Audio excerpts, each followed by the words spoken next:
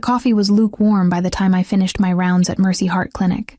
I'd made it at 6 that morning, before Sophia woke, before the chaos of getting her dressed and fed and ready for school began. She'd complained about her lunch again. Too many vegetables, not enough of the cookies I'd hidden at the bottom of the container. I'd kissed her forehead and promised to fix it tomorrow, knowing full well I'd do the exact same thing because children needed nutrition more than they needed my capitulation to their preferences. At 32, I'd learned patience in ways I never anticipated as a younger woman. Patience with difficult patients. Patience with insurance companies that denied necessary procedures. Patience with myself for choices that had seemed logical at the time, but now haunted quiet moments between work and sleep. The clinic was situated in a renovated brownstone on Beacon Hill, the kind of place that whispered old money and careful discretion. My colleagues didn't ask many questions about my background. One of them, Dr. Harrison, had been instrumental in my arrival here 7 years and 9 months ago. He'd known people who knew people, the sort of network that existed in whispered conversations and handshake agreements that never made it to paper. When I'd come to him terrified and desperate, my world collapsing around shoulders too young to carry such weight, he'd listened without judgment and moved mountains. The pregnancy had been the catalyst for everything, not the pregnancy itself. Many women carried babies and built lives around them. It was who the father was that made everything impossible. Lucas Marino wasn't a man who accepted loss or limitation. He collected things. Money, property, loyalty, power. He would have collected me and our child with the same methodical precision he applied to his business interests, and our daughter would have been raised in a world where violence was currency, and trust was a weakness to be eliminated. I'd made a choice that seemed impossible at the time, but became the only option I could live with. I'd fabricated a miscarriage at 22 weeks, complete with medical records that Dr. Harrison and 2 other colleagues had carefully documented. Lucas received the news with the kind of silence that suggested his world had tilted sideways. For 3 days, I waited for him to appear at my apartment, for his men to surround the building, for the explosion of rage I knew was coming. Instead, he disappeared into his business affairs, and I never heard from him directly again. A mutual acquaintance mentioned weeks later that he'd attended a funeral, that he'd seemed diminished somehow, as though grief had carved away pieces of him. What Lucas didn't know was that I was very much alive and still carrying his daughter. The Federal Bureau of Investigation came into my life on a Tuesday, which seemed like poor timing for something that would unravel everything I'd constructed. Special Agent Morrison was professional and unremarkable, the kind of person you'd forget 5 minutes after meeting them if not for their government-issued credentials and the weight of authority they carried. He found me in the clinic parking lot after my shift, stepping out of a nondescript sedan like he'd been waiting for me specifically. "Dr. Jessica Mitchell?" he asked, though his tone suggested he already knew the answer. "Who's asking?" I kept my keys in my hand, keys positioned between my knuckles because Dr. Harrison had taught me that much, at least. Self-defense for those of us with small daughters dependent on our survival. Special Agent Morrison, FBI. He didn't reach for credentials, just held them up from his pocket. "I'd like to talk about your death certificate." The parking lot suddenly felt too exposed. "I'm not discussing anything without my attorney present. Your attorney would probably tell you that cooperating would be significantly more advantageous than obstruction of a federal investigation." He wasn't threatening exactly. His voice remained conversational, almost friendly. "The falsification of a death certificate is a serious matter, Dr. Mitchell. But we're not interested in prosecuting you. We're interested in understanding why someone in your position would go to such extreme lengths to disappear." Sophia was with her after-school program until 6. I had 45 minutes. "I want immunity," I said. "Complete immunity. Written. Get in the car." The sedan was government-issue practical. Gray interior, minimal comfort, the faint smell of coffee and something chemical underneath. Morrison drove toward the waterfront, a deliberate choice of neutral ground that suggested he'd done this before. He explained as we drove that my original disappearance had been efficient, but not perfect. Records from Johns Hopkins Medical School had been cross-referenced with state licensing databases. Someone had noticed that Dr. Jessica Mitchell, the physician, had been reported dead, yet Dr. Jessica Mitchell, the licensed practitioner, had somehow managed to maintain her credentials in Massachusetts, under a slightly altered name. Small inconsistencies that accumulated. "Someone is looking for you," Morrison said as we pulled into a parking area overlooking the harbor. "Not us. Not federal authorities. Someone far more dangerous." My throat went dry. I didn't need him to specify who. There was only one person whose attention could constitute that particular flavor of threat. "What do they want?" My voice sounded distant, like someone else was speaking. "Information, leverage, that depends on various factors." Morrison turned to face me, his expression genuinely sympathetic in a way that made everything worse. "You have a daughter, 7 years old, born approximately 9 months after you were supposed to have miscarried." Every protective instinct I possessed roared to life. "Sophia has nothing to do with this." "Sophia." He repeated the name like he was confirming something. "That's a beautiful name. Italian origin. Your daughter's father is Italian, isn't he?" "Lucas Marino?" I didn't answer. The question hung in the sedan like something with weight and teeth. "Here's what we know," Morrison continued. 7 years ago, you became romantically involved with a significant player in organized crime. You became pregnant. You disappeared. To anyone who knew Lucas Marino, you died. But you didn't die. You created an entirely new identity and have been working as a cardiologist in Boston under a protective arrangement that, frankly, was somewhat creative in its construction. "What do you want from me?" I asked, though I already knew the answer forming in his expression. "Right now, we want to offer you something. A genuine federal witness protection arrangement. Not the improvised version you have now. Genuine security for you and your daughter. Real documentation. A real life, not one built on falsified records." "In exchange for what?" "Information about Lucas Marino's operations. His structure. His vulnerabilities." I thought of Sophia's lunchbox, the one with the cartoon unicorn on the side. I thought of her small hand in mine as we walked to school. I thought of the life I'd built. Imperfect and fragile, but mine. And then I thought about the fact that people far more powerful than me had already discovered my existence. That Morrison sitting beside me, offering protection, was only the beginning of the attention I was about to receive. "I need time to think," I said. "You have 48 hours. After that, the situation changes." The phone call came during my lunch break, which felt intentionally cruel in its timing.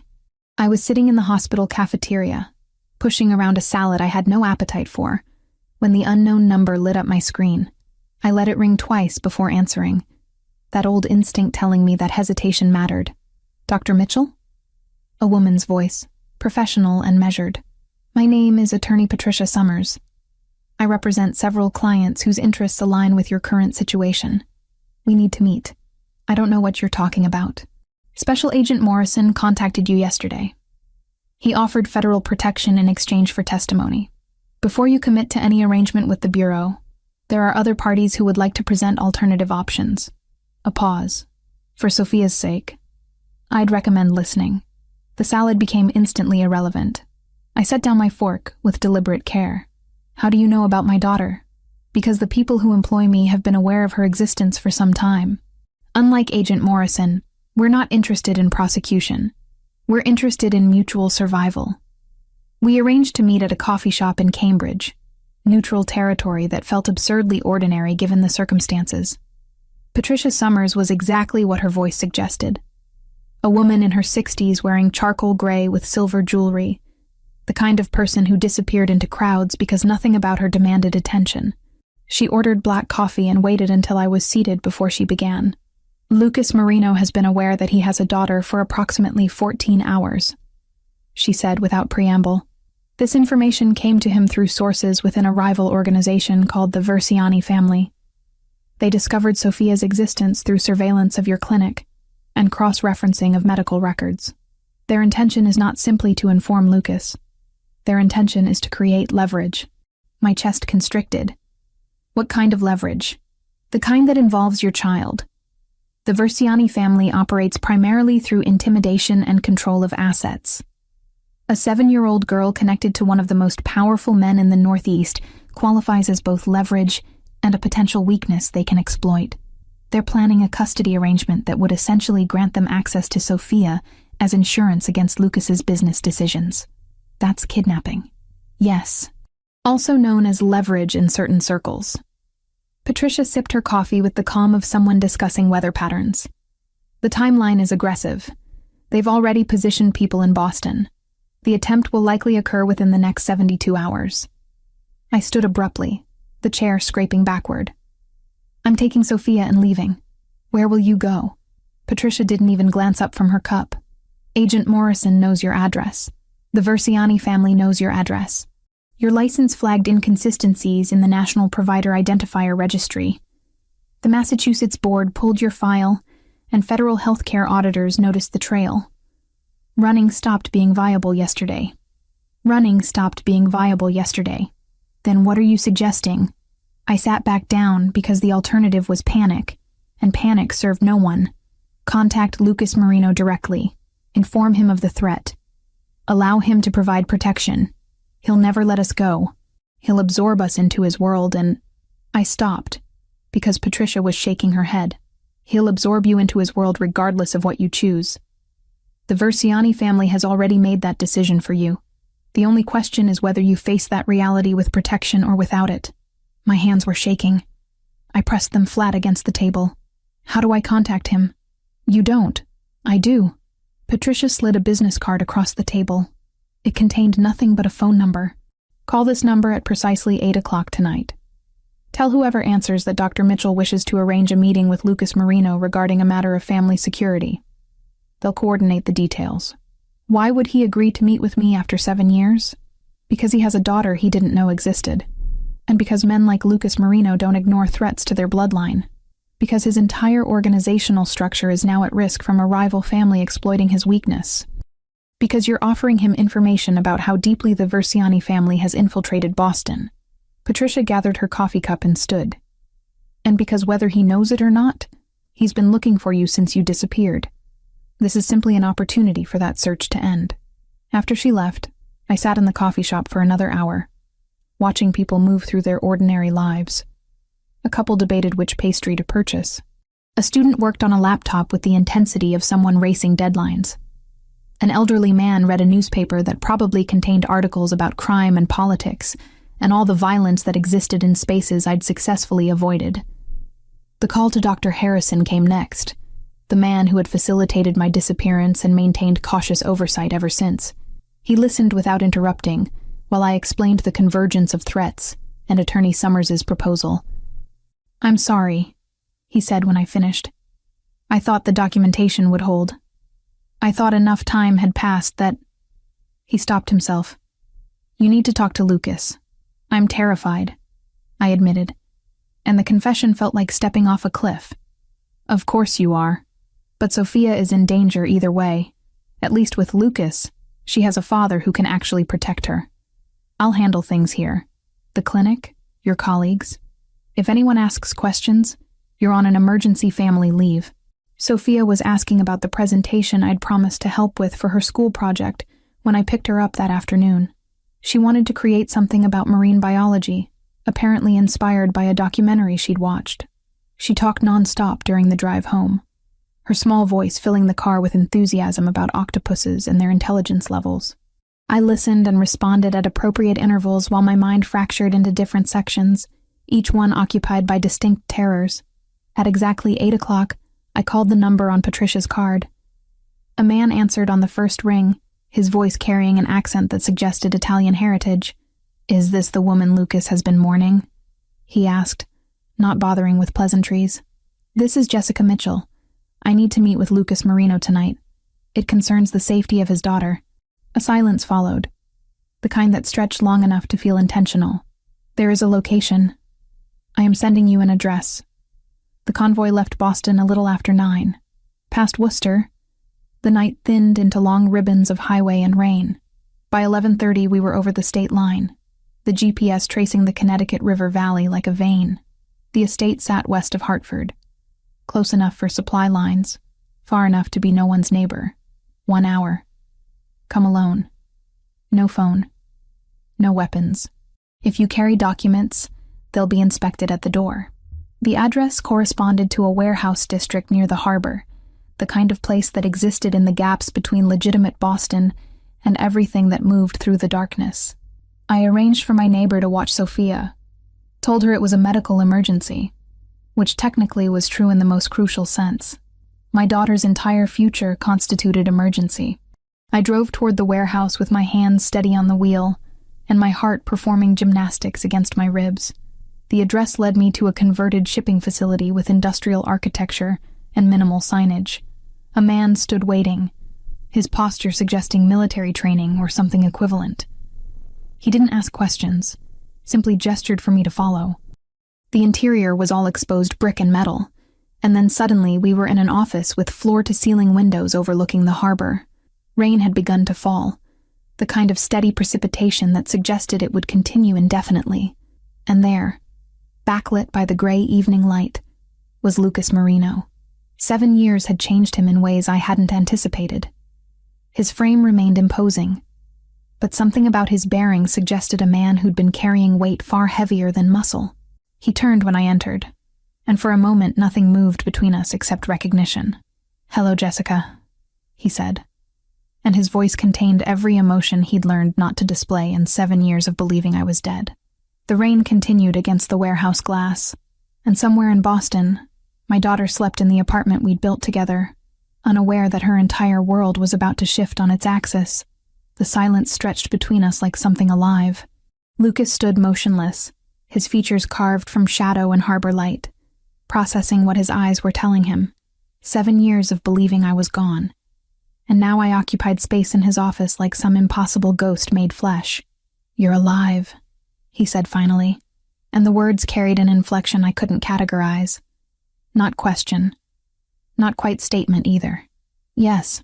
He turned away from the window, and the movement revealed the true cost of those 7 years. His frame was still imposing, still commanded attention, but the way he held himself suggested someone who'd learned to carry grief like it was structural. A scar I didn't recognize traced his right jawline, puckering down toward his neck. "The child is mine." Not a question. I pulled the documents from my satchel. Birth certificate, Sophia's medical records, photographs spanning 7 years. Each one a small rebellion against the life he would have insisted on. He studied them with the methodical precision of someone reading financial reports, and I watched him reconstruct the mathematics. 7 years and 9 months.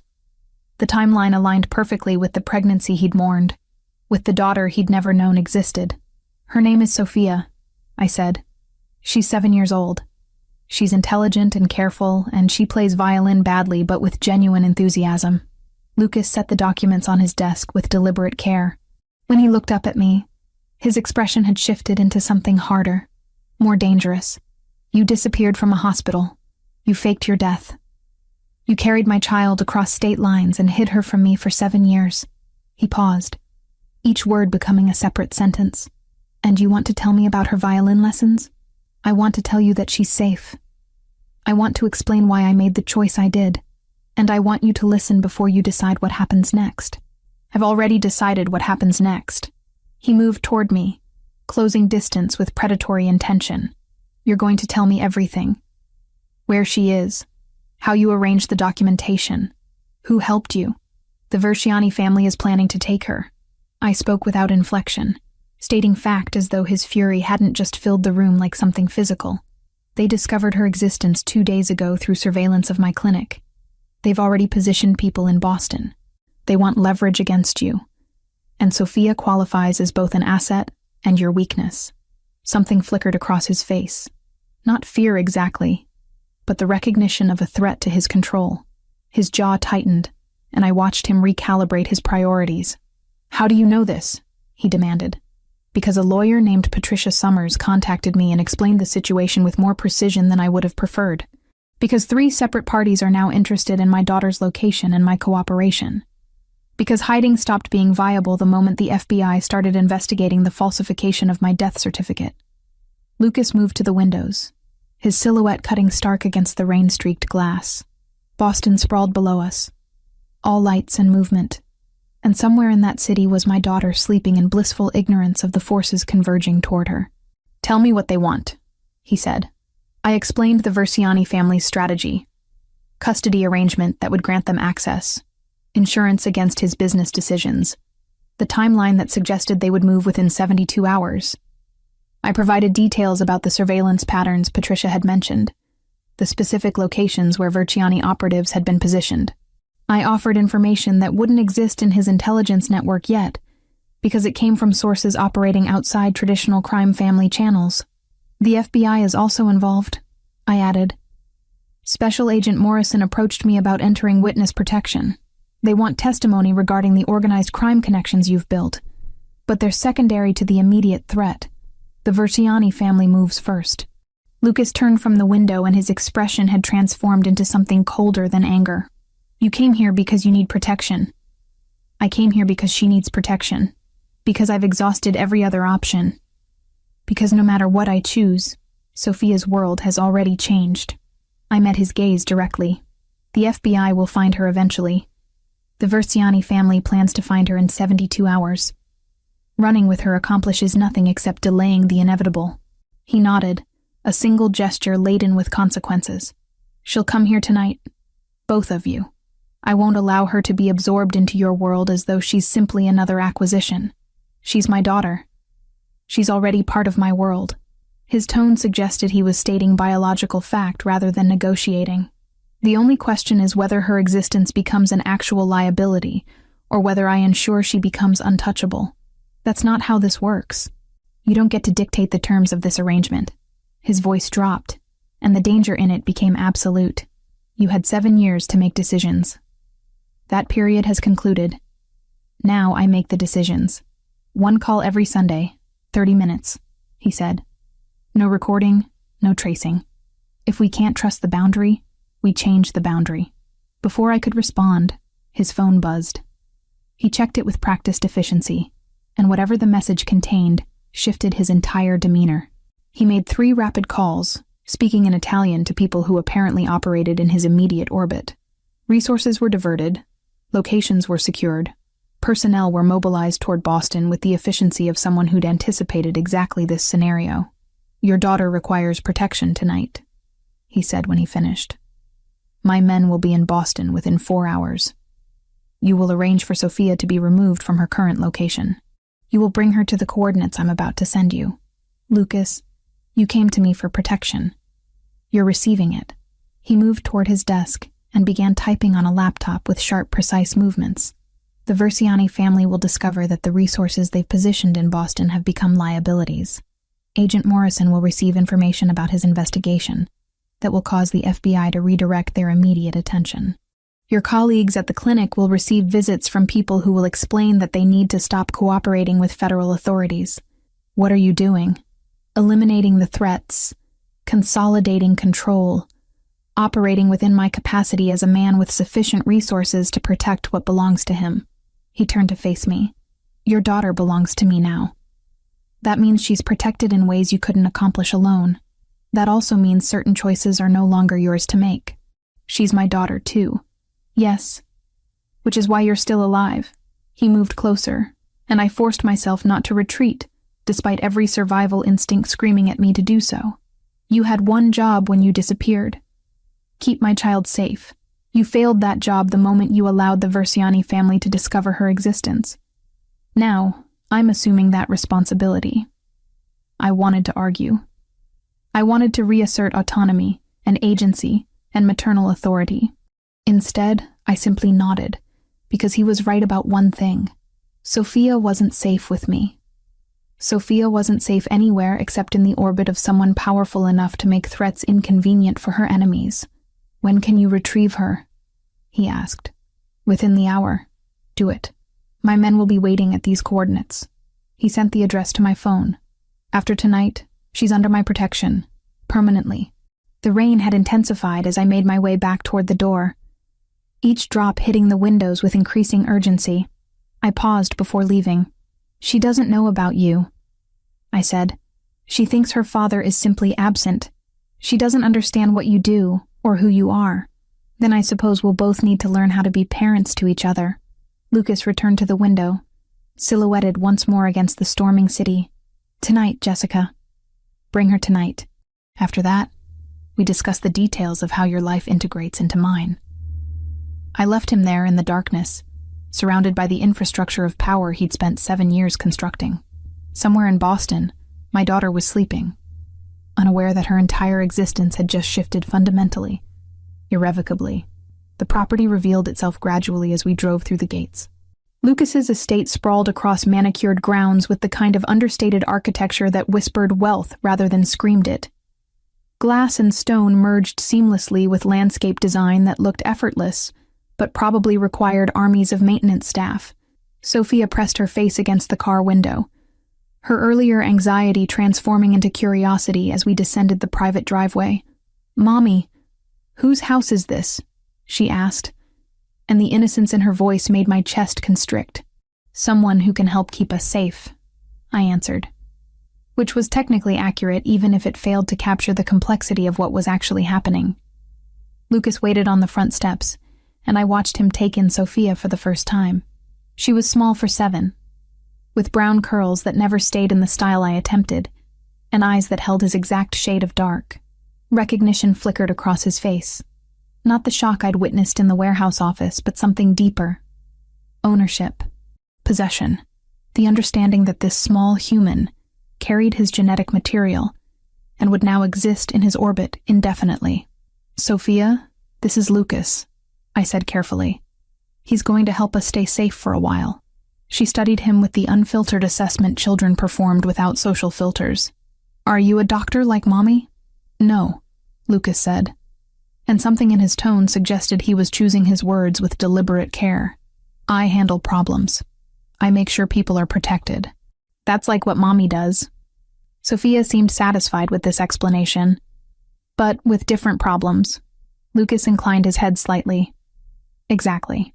The interior of the house unfolded in layers of carefully curated luxury. A woman in her 60s emerged from the kitchen, her posture suggesting military precision, and her expression indicating she'd managed far more complex situations than harboring a 7-year-old and her protective mother. Lucas introduced her as Rosa, the house manager, and she immediately began assessing Sophia with eyes that held both warmth and professional capability.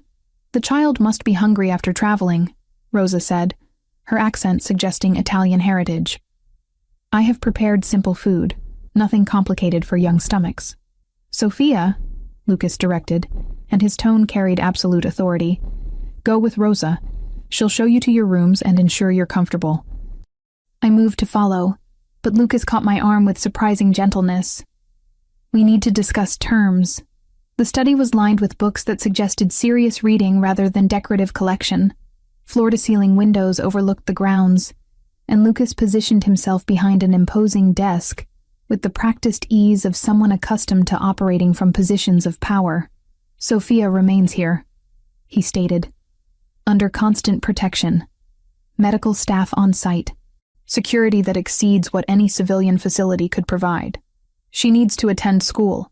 She needs routine. She can't be locked in a house. She'll have tutors on site initially.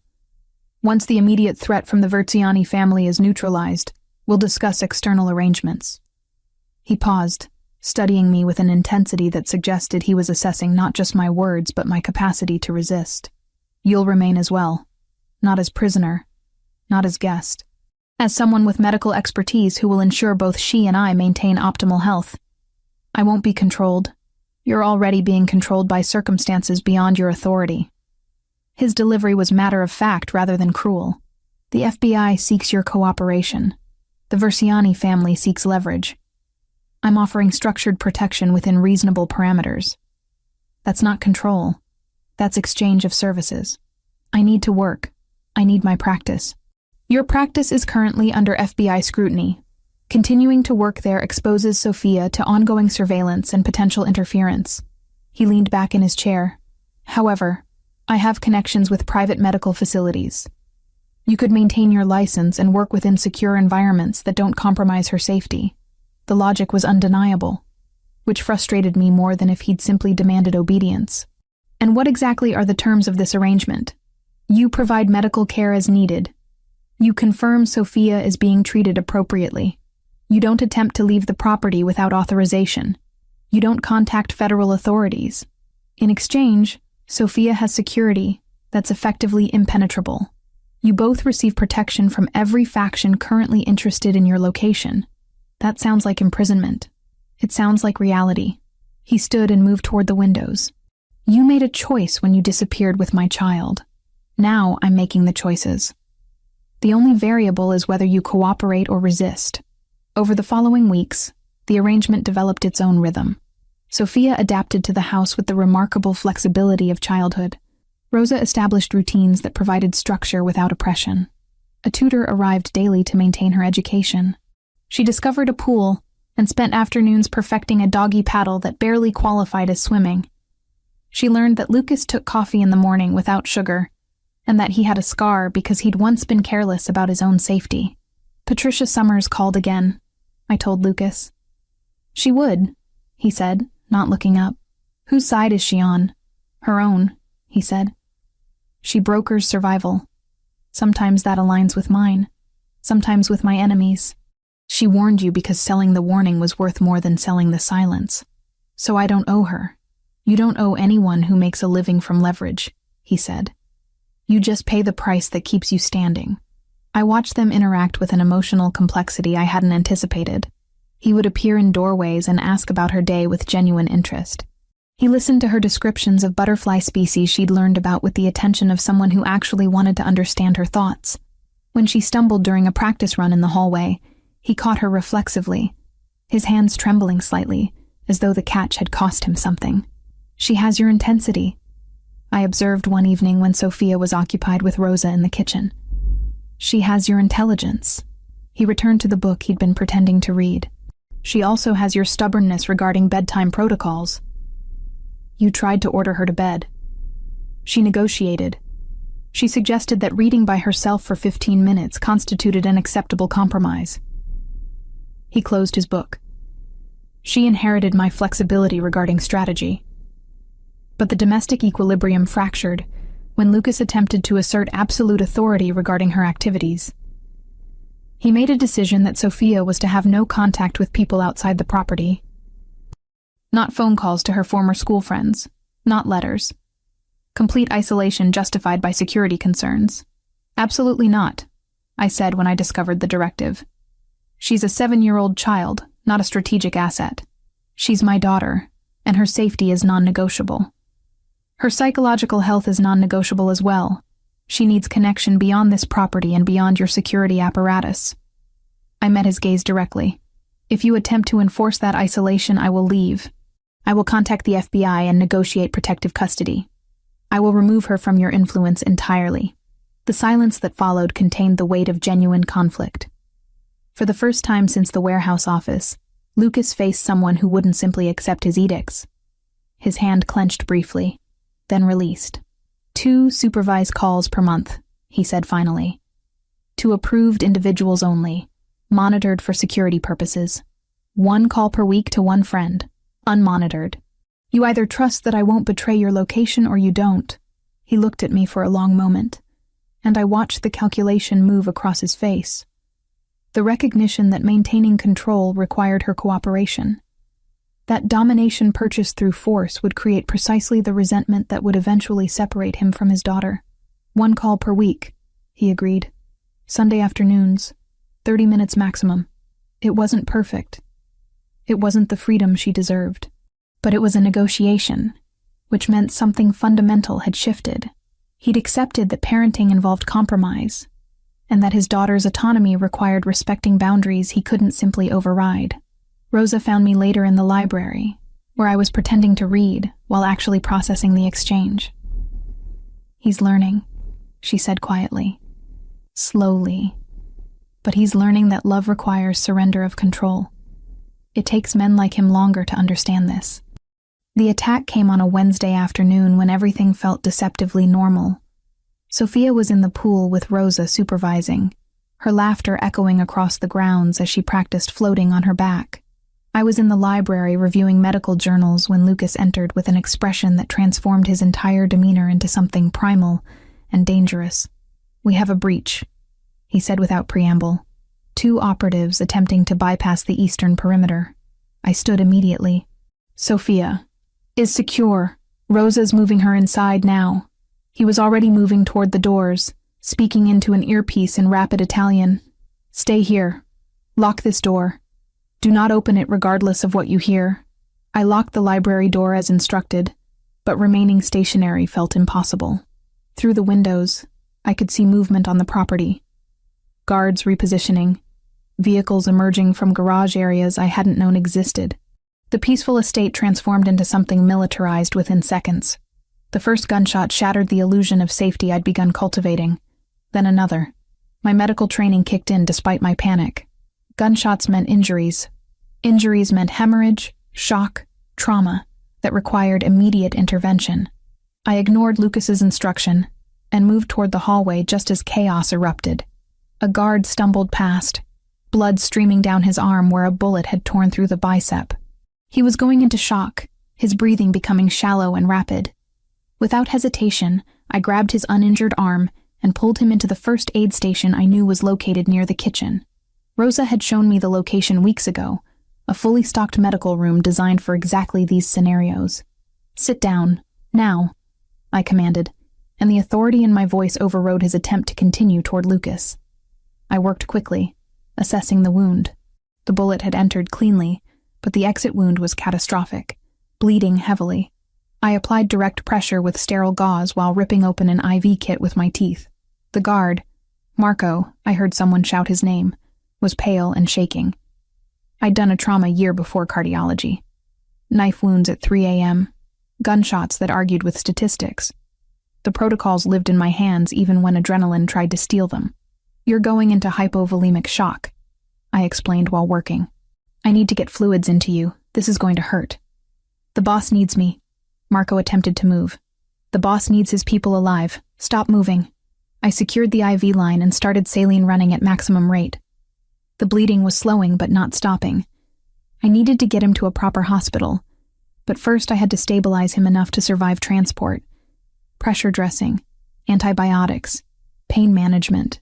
My hands moved through protocols I'd performed hundreds of times, except those times had never involved armed intruders and property security measures.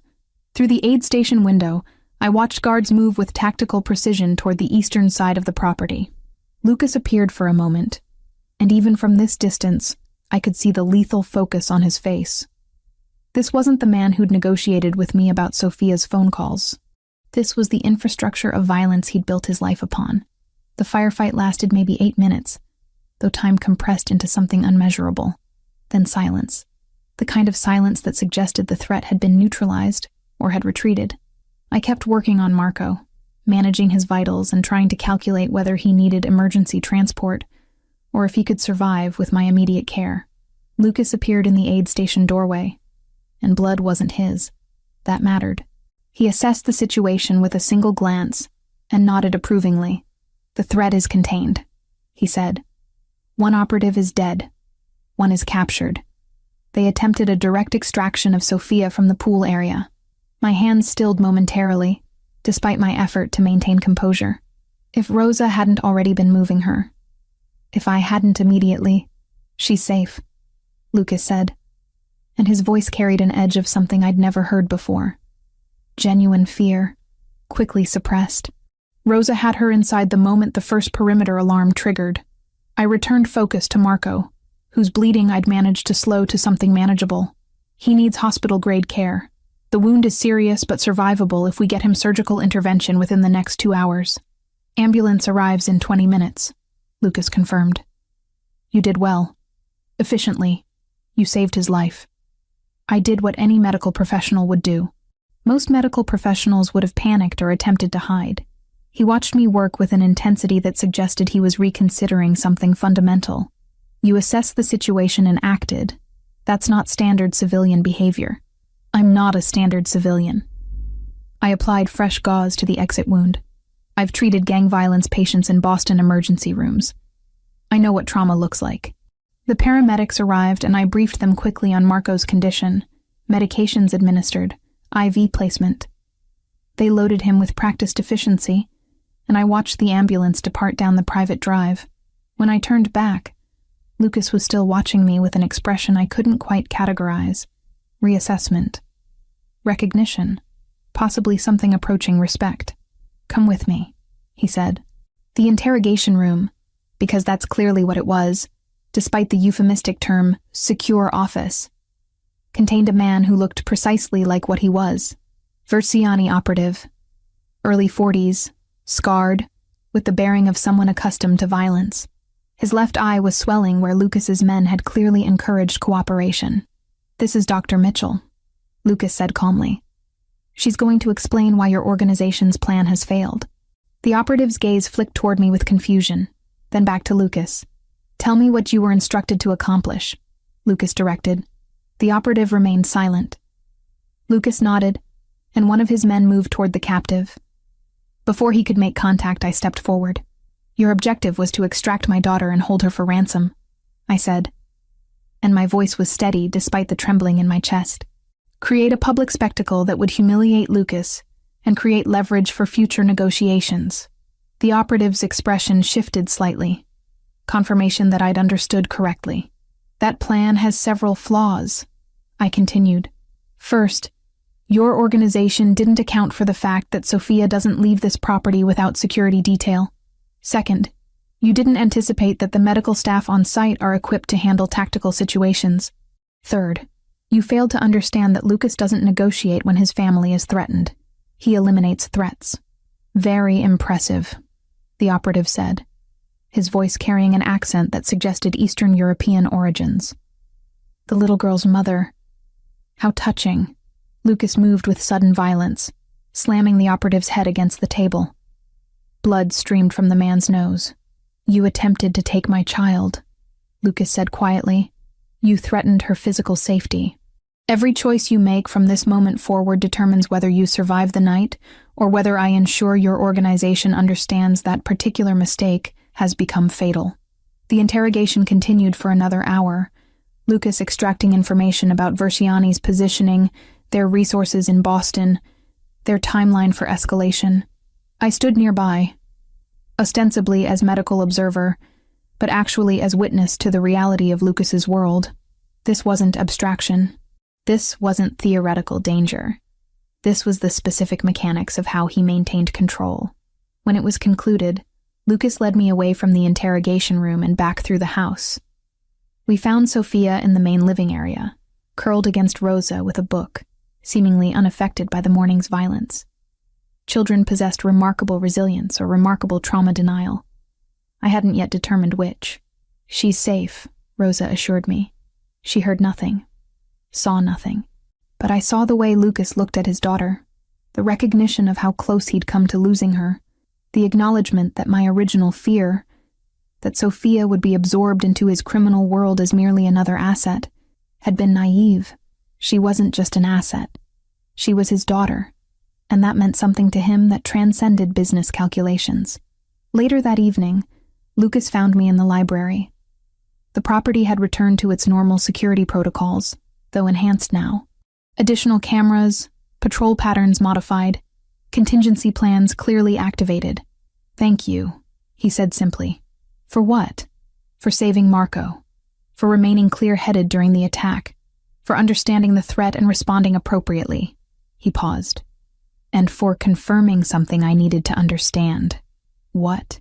"That you're not simply a beautiful woman who happened to carry my child. You're capable, intelligent, brave in ways that matter." He moved closer. "I've spent 7 years believing I wanted you back. Now I'm recognizing that what I actually want is someone who can stand beside me in this world, someone who understands it without requiring protection from its realities. I should have felt manipulated, should have recognized this as a calculation designed to make me more compliant. Instead, I felt seen in a way that terrified and exhilarated me simultaneously. He wasn't asking me to be less. He was acknowledging that I'd become more. 6 weeks became 2 months, and the rhythm of the estate settled into something resembling normal. Sophia stopped asking when we could leave. She stopped counting days on the calendar Rosa had provided. Instead, she began asking when Lucas would return from his meetings, whether he preferred tea or coffee, if he'd watched the documentary about dolphins she'd seen last week. The transformation from temporary refuge to permanent residence happened gradually. Then suddenly, with the weight of inevitability behind it, I watched them together during breakfast one morning. Sophia was describing her tutoring session with meticulous detail, explaining how she'd finally understood the concept of fractions by using chocolate divided into squares. Lucas listened with focused attention, asking questions that demonstrated genuine interest rather than obligatory engagement. His scarred jaw softened when she laughed at her own explanation of how she'd almost eaten the learning materials. "You're good with her," I said later, finding him in the study reviewing documents. "She's easy to love," he replied, without looking up. "She has your intelligence and your ability to find humor in complications." It was the first time he'd voluntarily connected me to something positive about Sophia. The acknowledgement felt significant. "We should discuss what happened," I said, and he finally met my gaze. 7 years ago. Why I did what I did. Why I never contacted you.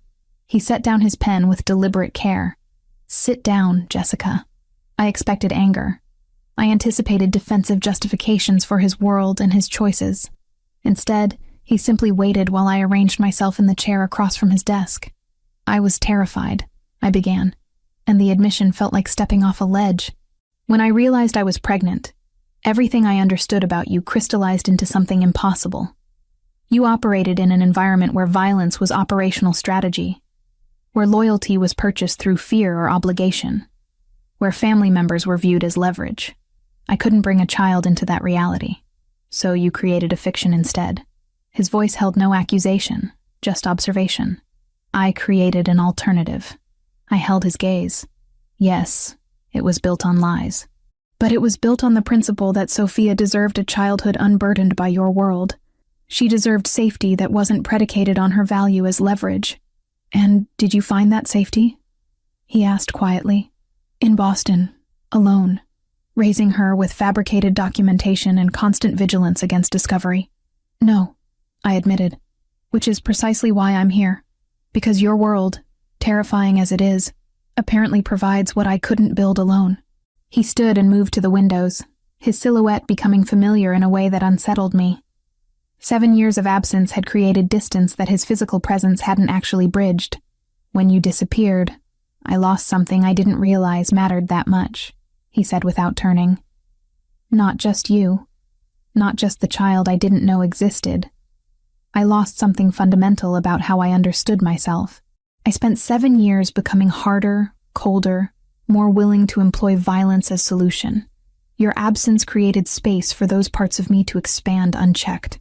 That's not my responsibility. I'm not assigning responsibility." He finally turned. "I'm offering explanation. The brutality I'm known for now, the ruthlessness that causes other families to avoid direct conflict with mine. That evolved in the years after you died, or at least, after I believed you'd died. You could have chosen differently." "Yes, I could have. Instead, I chose to make certain that anyone who threatened my territory understood the cost of that threat. I became the monster everyone needed me to be, because I was grieving someone I couldn't acknowledge losing." He moved closer. "Do you understand what that means? That you blame me for your choices. That I'm explaining why your choice to disappear had consequences you couldn't have anticipated. That your absence shaped not just my life, but the lives of every person who's encountered my organization. That I need you to understand the weight of what you set in motion." The accusation hung between us like something with substance. I wanted to defend my choice. I wanted to explain that self-preservation required distance from his world. Instead, I sat with the reality that both of us had made decisions that rippled outward in ways neither could have controlled. "I'm sorry," I said finally, "for the impact of my choice. I'm not sorry for making it, because Sophia needed protection from a reality she wasn't born to inhabit. But I understand now that my actions created consequences I didn't authorize." He sat back down, studying me with an intensity that suggested reassessment. "I've spent 7 years believing I wanted you back, because I loved you. Now I'm recognizing that what I actually wanted was to undo the loss, to reclaim something I'd decided was mine. And now I understand that you're not something I reclaim. You're someone I either partner with or lose completely. There's no middle ground available to us." He opened a drawer and withdrew documents. "These are updated identification papers. Completely legitimate. These are updated identification papers. Legitimate. The case against you is closed. A consent agreement with the U.S. Attorney's Office and the State Board restores your legal identity without admitting wrongdoing. No aliases. No program handlers. Your life, on paper, is clean. Should you choose to leave, you have the option. Sophia can remain here under my guardianship, or you can both depart. The choice belongs entirely to you. Morrison didn't call.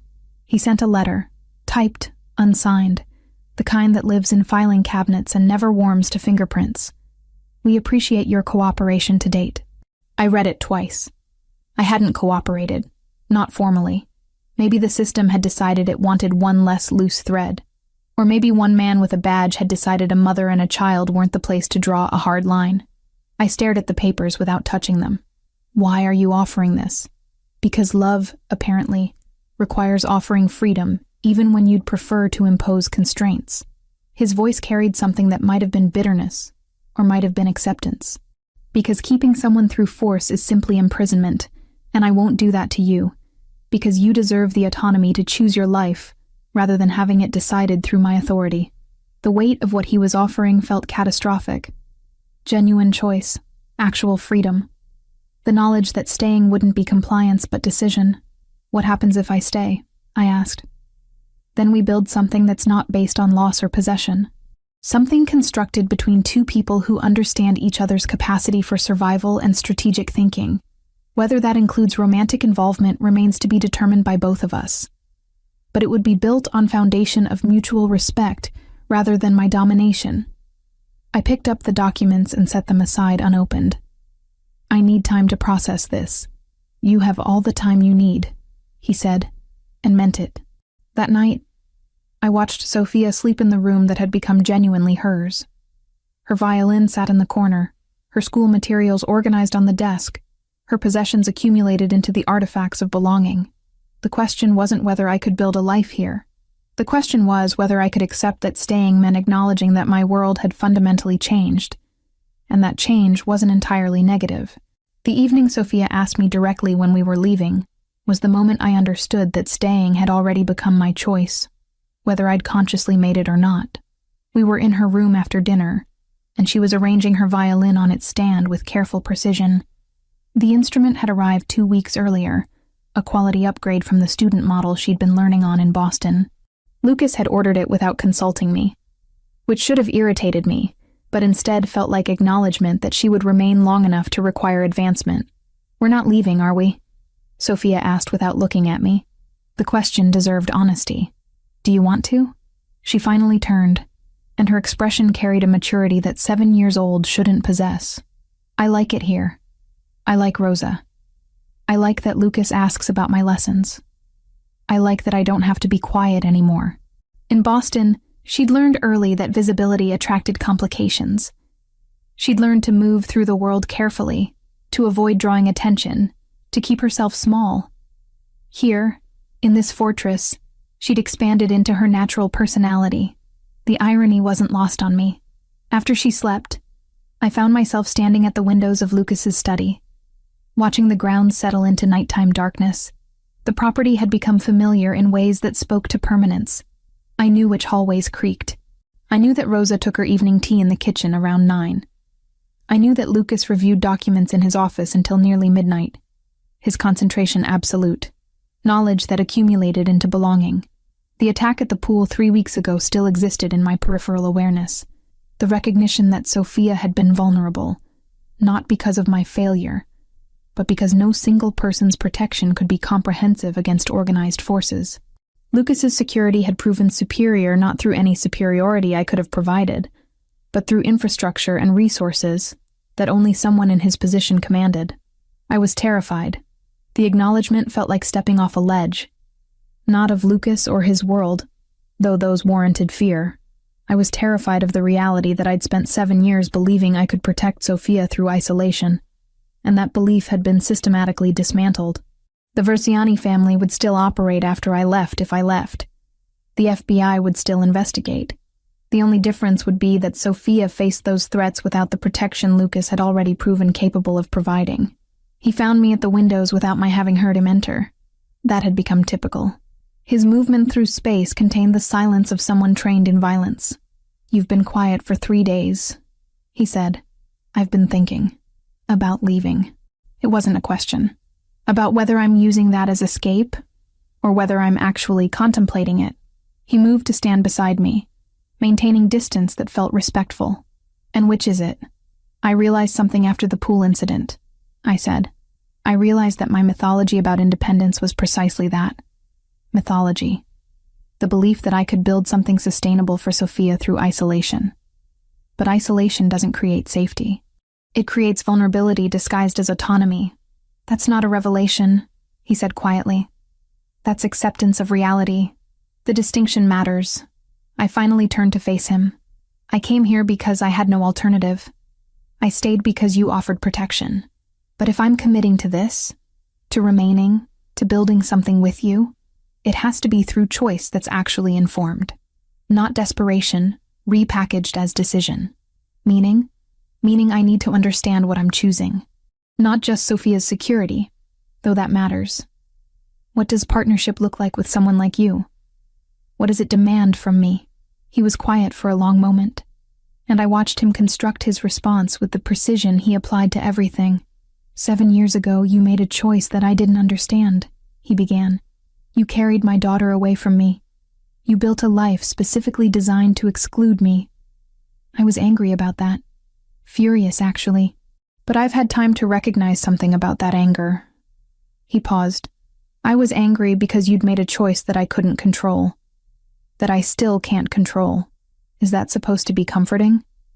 "No. It's supposed to be honest." He met my gaze. "I understand now why you disappeared. I understand that you looked at me and saw someone who would absorb you and your child into his world without consent. I understand that you were protecting her by leaving. I don't forgive you for doing it, because forgiveness suggests you did something wrong. You did what survival demanded. I'm simply acknowledging that now. The distinction mattered. Forgiveness would have implied judgment, followed by absolution. Understanding felt more fundamental. If I stay," I said slowly, "it's not because I'm surrendering to your authority. It's because I recognize that protection through partnership is stronger than protection through isolation. It's because Sophia deserves to know her father. It's because I'm exhausted from carrying everything alone. Those are acceptable reasons," he said. "And what do you want from this arrangement? Besides the obvious leverage of having me and Sophia under your control, I want someone who understands what I do without requiring me to sanitize it. Someone who can stand beside me in this world without flinching every time I make a decision that involves necessary violence." He stepped closer. "I want partnership with someone who has the intelligence to challenge me when I'm making mistakes, and the capability to survive the consequences of those mistakes. You're describing a partner in crime, not a romantic relationship. I'm describing what I actually need," he said. "Romantic attachment is secondary to the foundation that has to exist first. Though if we're successful at building that partnership, romance becomes inevitable. I considered this. The pragmatism appealed to me in ways that grand declarations of passion never could. This wasn't seduction. This was negotiation. I want autonomy," I said. "Professional autonomy, personal autonomy. I want to continue practicing medicine. I want to maintain relationships outside this property.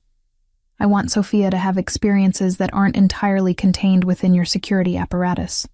"Agreed. You can't make that agreement without establishing parameters. What counts as acceptable risk?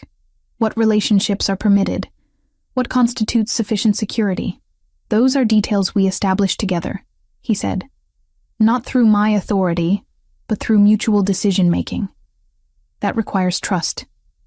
"Yes, it does." The rain had started while we were talking, gentle precipitation that suggested continuation rather than storm. Through the windows, I could see it gathering on the glass, individual drops merging into rivulets. Sophia slept upstairs. The property hummed with security protocols I'd stopped bothering to fully comprehend. My life existed in this space now, not as captive but as inhabitant, who'd chosen the confinement through recognition that the alternative was worse. "I'm staying," I said finally. Not because I have nowhere else to go, because I've accepted that nowhere else would be better, because Sophia is already rooted here, because I'm tired of running. Lucas reached out slowly, giving me opportunity to move away, and when I didn't, he took my hand. The contact was simple.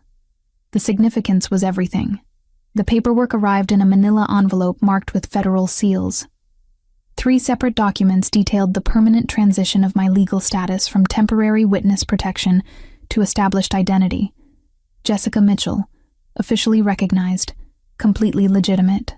The irony of legitimacy achieved through an organization designed to obscure identities wasn't lost on me.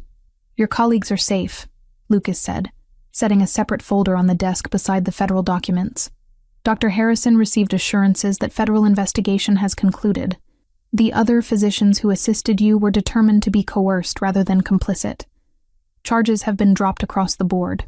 I opened the folder and found detailed documentation of how that had occurred. Legal arguments structured precisely to expose FBI overreach. Testimony from sources within the organization that indicated intimidation, rather than willing participation. The machinery of Lucas's world had moved through legitimate channels to accomplish an outcome that served my interests. How? I asked. I have attorneys who specialize in complicated situations, he replied, and I recognized the understatement. They found inconsistencies in the federal investigation that suggested prosecutorial misconduct. Once those were highlighted, the Bureau found it advantageous to close the matter. Sophia appeared in the doorway, her violin case in hand. She'd begun attending sessions with an instructor who came to the property twice weekly. The arrangement felt deliciously normal, despite its extraordinary context. "Lucas, I'm ready," she announced, and he looked up from his documents with the kind of focus he typically reserved for business matters. "Then let's hear what you've learned this week," he said, gesturing for her to proceed. She opened the case and withdrew the instrument, positioning it with the seriousness of someone who understood the value of her father's attention. The piece she played was simple, but executed with genuine effort. Not perfect, but sincere. When she finished, Lucas applauded with genuine appreciation, rather than performative encouragement. "Remarkable progress," he said. "Your left-hand positioning has improved significantly." Sophia beamed with the kind of pride that only genuine recognition from an authority figure could generate. She repacked her violin and excused herself, leaving us alone once more. "She's asking when she can attend school," Lucas said without preamble. "Regular school, with other children her age. Is that possible?" Increasingly. He leaned back in his chair. "The Verciani threat has been substantially neutralized. They lost operatives, resources, and credibility when their extraction attempt failed. Other organizations have begun recognizing that threatening my family incurs costs exceeding potential benefits." I understood what he was saying beneath the words. The world had settled into a new configuration, where Sophia's security was integrated into Lucas's reputation. Harming her would be interpreted as unprecedented disrespect. He'd made her untouchable through the same mechanisms that made him dangerous. "What about my practice?" I asked.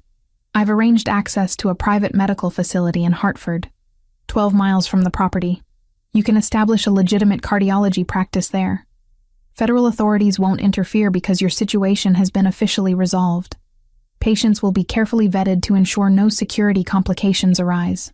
The fact that carefully vetted meant Lucas's operatives would investigate anyone seeking my medical services was something I'd accepted as necessary trade-off.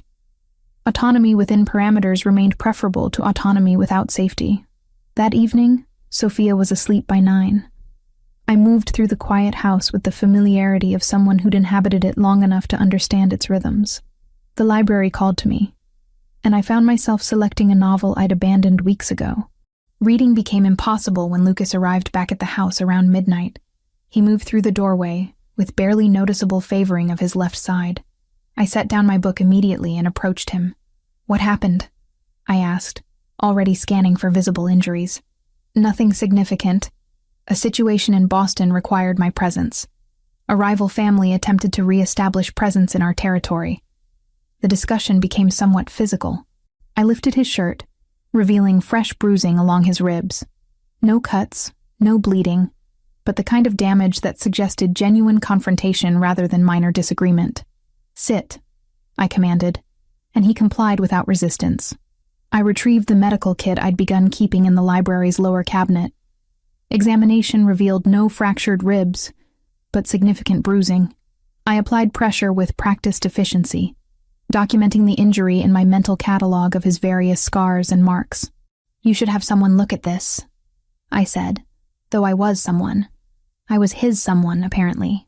"I do," Lucas replied, watching me work. "You." The moment contained nothing dramatic.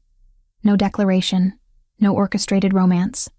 Simply the recognition that I'd become someone he trusted with his vulnerability, that I'd accepted a role that transcended the categories I'd originally attempted to maintain.